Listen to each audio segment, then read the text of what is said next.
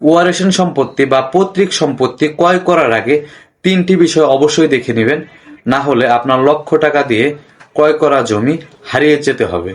প্রিয় দর্শক, আজকের বিষয়টা খুবই গুরুত্বপূর্ণ। আপনার হাতে সময় না থাকলে ভিডিওটি শেয়ার করে টাইমলাইনে রেখে দিন, পরবর্তী সময় দেখতে পাবেন। শেয়ার করে না রাখলে লক্ষ লক্ষ ভিডিওর ভিডিও হারিয়ে যাবে, পরবর্তী খুঁজেও পাবেন না।